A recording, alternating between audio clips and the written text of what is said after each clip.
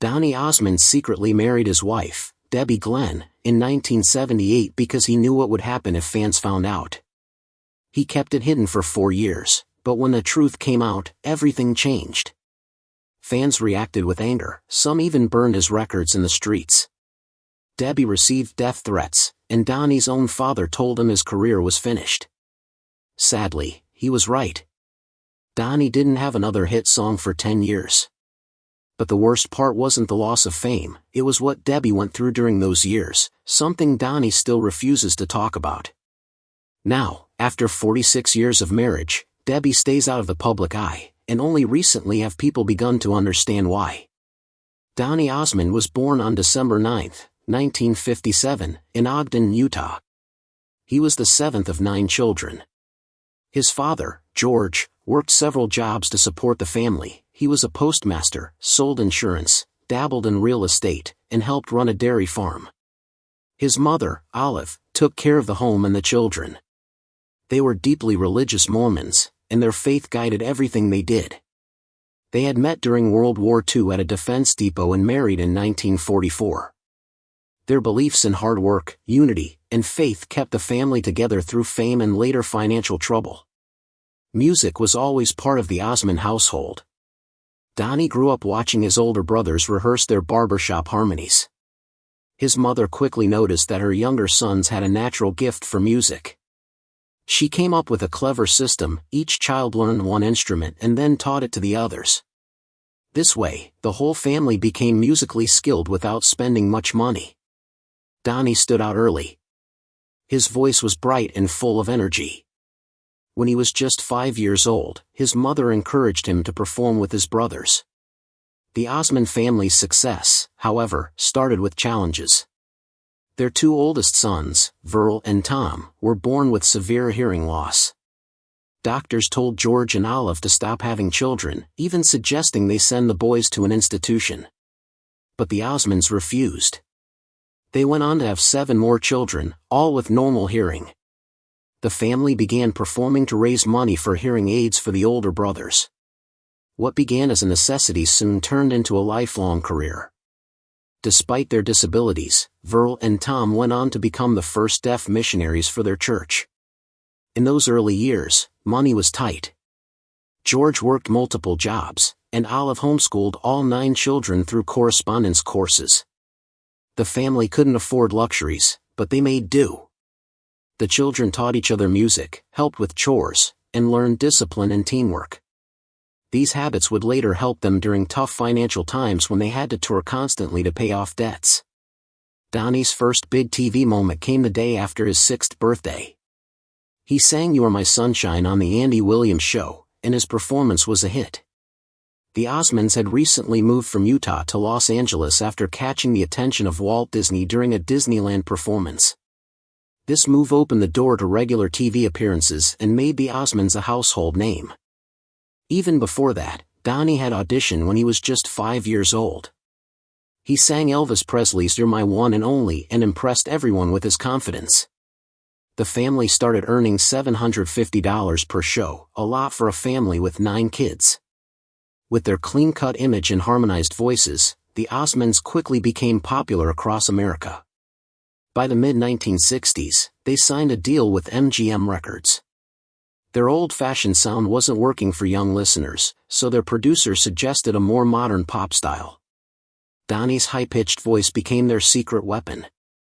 Even though their first song barely charted, they kept trying. Donny recorded at 3 in the morning to save money on studio time. Despite the struggles, MGM believed in them and kept investing. By 1967, people were comparing Donny to Michael Jackson.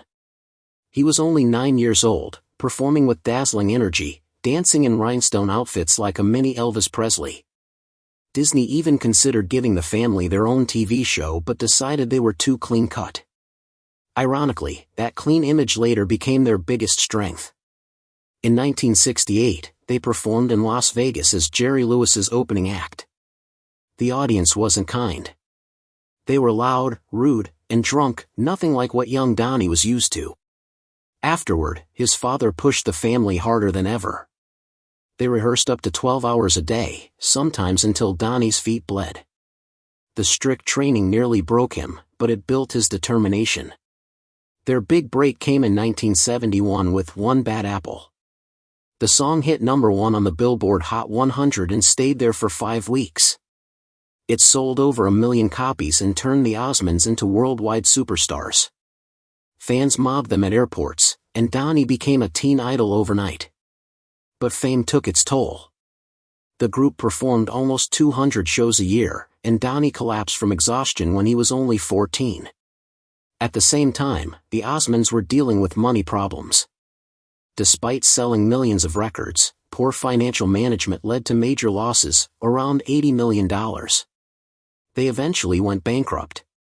Donny's father refused to take the easy way out and insisted on paying every debt, forcing the family to start from zero again. Meanwhile, Donny's solo career was taking off. At 13, he released Sweet and Innocent, which became a hit. A few months later, Go Away Little Girl reached #1. By the time he was 15, Donny was one of the youngest solo artists to ever top the charts. But the fame brought pressure. Older musicians mocked him, calling him a manufactured pop star. The criticism hurt deeply. By 1972, he released Puppy Love, one of his biggest hits. It reached #3 in the US and top charts in the UK. But behind the success, Donny was struggling. The fame, the endless touring, and the pressure to stay perfect led to anxiety and panic attacks that would follow him for life. When the Donny and Marie show launched in 1976, Donny was 18 and Marie was 16. They became the youngest TV hosts in history. The show was a hit, pulling in millions of viewers, but it was exhausting. Marie was told to lose weight or risk cancellation, and Donny was constantly overworked. Behind the cheerful songs and smiles, both were falling apart. Then, in 1978, Donny made the decision to marry Debbie Glenn. She had once dated his brother Jay, but Donny fell in love with her. They kept the marriage secret for 4 years, fearing his fans' reaction. When it finally became public, everything crashed. Fans burned his records, his wife received hate mail, and his father warned him his career was done. It was. In the 1980s, Donny's albums flopped, and his family lost nearly everything in bad investments. He sold his belongings just to stay afloat. Depression hit hard, and he began suffering from severe anxiety. Some in Hollywood suggested he fake a scandal to fix his image, but Donny refused. He wouldn't compromise his faith or integrity. For years, he struggled to find work. Concerts that once filled stadiums were now half-empty school gyms. He thought about leaving the entertainment industry altogether. But in the 1990s, his comeback began with Joseph and the Amazing Technicolor Dreamcoat on Broadway. Slowly, he rebuilt his name. Even in later years, the trauma of fame never left him. Diagnosed with social anxiety disorder in 1996, Donny admitted that before going on stage, he often felt like dying would be easier than performing. After everything, the fame, the fall, the recovery, his greatest comfort remains his wife, Debbie, who stood by him through every storm. Marie later said she noticed Donny's emotional struggles even back in the 1970s, but she thought he was just tired and overworked. In 1989, Donny tried to revive his career with the album Eyes Don't Lie, which included the single Soldier of Love. The song reached #2 on the Billboard Hot 100, but only after being released as a mystery singer so people wouldn't judge it by his name. Once it was revealed that Donny Osmond was behind it, the surprise gave his career a short boost. However, the album didn't sell well, and the pressure to keep reinventing himself pushed him into another breakdown. Before one performance, he was so anxious that he destroyed his dressing room. His wife Debbie stepped in and told him he didn't have to be perfect, that it was okay to just do an average show. That advice changed everything. He realized that his perfectionism had been feeding his fear and that it was okay to be human. The family's financial situation still hadn't recovered from the chaos of the 1980s. They had lost between $80 and $100 million, including homes, cars, and private jets. They narrowly avoided bankruptcy by selling off their remaining real estate. Donny's younger brother Jimmy later said that losing everything was actually a blessing because it forced them to learn humility and better money management. Not all of Donny's later projects worked out. In 2007, he hosted a reality show called The Great American Dream Vote, where contestants competed to make their lifelong dreams come true. It premiered after Dancing with the Stars but only attracted 5.9 million viewers. The next episode dropped to 4.5 million, and ABC canceled it after just 2 episodes. Donny admitted that failures like this reminded him of the rough years in the late 1970s when his clean-cut image felt like a curse. He hated being forever linked to Puppy Love, a song that once made him a star but later became a label he couldn't escape. In the late 1980s and early 1990s, Donny's mental health hit its lowest point. He saw 5 different psychiatrists and took medication for depression. When he first auditioned for Joseph in the amazing Technicolor Dreamcoat in 1992 and was rejected, he was crushed. When he eventually got the role later, the pressure was so intense that he started having panic attacks. One was so severe he couldn't get out of bed. Debbie had to rush him to the hospital, fearing he might break down completely. Donny admitted he had dark, even suicidal thoughts during that time. His therapist, Geraldine Ross, diagnosed him with social anxiety disorder and taught him how to face his fear instead of running from it. That lesson saved his life and allowed him to keep performing. In June 1992, Donny finally debuted as Joseph at Toronto's Elgin Theatre. It became one of the most important chapters of his life. Over the next 5 years, he played the role more than 1,800 times across North America. His final performance was on May 25, 1997, surrounded by balloons, confetti, and a cheering audience. The show even reached Broadway in 1993, running for over 200 performances. Performing 8 shows a week took a toll on his voice, but his rendition of Close Every Door became famous for its emotional power. Donny even added a high note that wasn't in the original score, which composer Andrew Lloyd Webber loved. 3 years into the run, a film version of the musical was made in Toronto, capturing Donny at his peak. The Pharaoh was played by Johnny Seaton, whose Elvis-style performance was a highlight. Years later, in 2024, Donny returned to the same show, but this time as the Pharaoh in a UK tour. After performing as Joseph more than 2,000 times, playing a different role in the same story felt like a full-circle moment. In 1998, Donny and Marie reunited for The Donny and Marie Show, a daytime talk show produced by Dick Clark.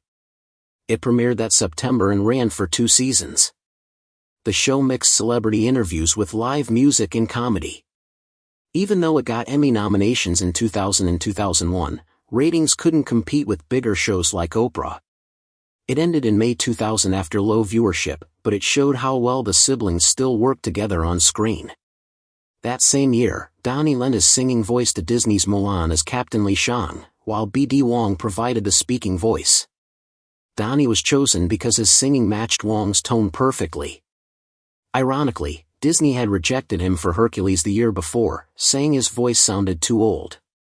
Determined to prove himself, he gave I'll Make a Man Out of You everything he had, even punching himself in the stomach while recording to sound more realistic. The song became one of Disney's most iconic hits and was ranked number 18 on Entertainment Weekly's list of best Disney songs. Donny later said his grandchildren thought it was the coolest thing he had ever done. Between 2002 and 2004, he hosted the game show Pyramid and earned a Daytime Emmy nomination in 2003. Critics praised his friendly style and charm. Around this time, paparazzi culture was becoming more aggressive, and Donny was determined to protect his family's privacy. He kept Debbie and their children mostly out of the public eye. In 2008, Donny and Marie started a Las Vegas residency at the Flamingo Hotel that was supposed to last only 6 weeks. Instead, it ran for 11 years, with 1,330 performances before ending in November 2019. The show was a massive success. In 2012, it won 3 Best of Las Vegas awards, and in 2014, the Flamingo renamed the venue the Donny and Marie Showroom. Financially, it was also a hit, Court documents from a 2010 lawsuit revealed that each sibling earned $1.6 million a year plus 40% of ticket sales over $250,000. By the end, front row tickets sold for as much as $4,000, and even balcony seats were $600. In 2015, Donny and Marie received the Pop Culture Award at the TV Land Awards in Beverly Hills, marking another highlight in their long partnership. But that same year, tragedy struck the family. On December 27, 2018, their brother Jimmy suffered a severe stroke while performing in the UK. He managed to finish the show and sign autographs before going to the hospital. Sadly, the stroke ended his performing career for good. In August 2021, Donny began his own solo residency at Harrah's Las Vegas. One of the show's most special moments was a digital duet between him and his 14-year-old self, created using new video technology. The residency proved so successful that it was extended multiple times, with shows planned through at least May 2026. The COVID-19 pandemic in 2020 hit the entertainment industry hard, shutting down theaters and concerts. Donny's residency had just ended, so he didn't have to cancel performances. Instead, he stayed active on social media, connecting with fans online and keeping his spirits up. In 2019, he competed as the Peacock on The Masked Singer and came in second place, losing to T-Pain. His sister Marie accidentally spoiled his participation before the finale aired, but fans still loved the surprise. The show introduced him to a new generation of fans. In 2021, Donny released an album called Start Again, featuring songs co-written by Neo. It blended classic pop with modern R&B sounds and proved that even in his 60s, Donny was still evolving as an artist. Despite all his success, Donny faced serious health challenges. In 2015, he underwent surgery to remove a hemorrhagic polyp from his vocal cords, which forced him to remain completely silent for 3 weeks to recover. Since then, he's continued to perform using advanced technology, including a 3D AI version of his younger self on stage. Donny has spoken openly about his lifelong battle with social anxiety. He says it began when he was only 12, during the height of his fame. It grew worse after his Broadway show Little Johnny Jones closed after a single performance in 1982. Through cognitive behavioral therapy, he learned to manage his fears and later joined the board of the Anxiety Disorders Association of America in 2004. He often talks about the importance of mental health and says his wife Debbie, whom he secretly married in 1978, has been his greatest support. After more than 44 years together, she remains the steady, quiet force behind everything he has achieved.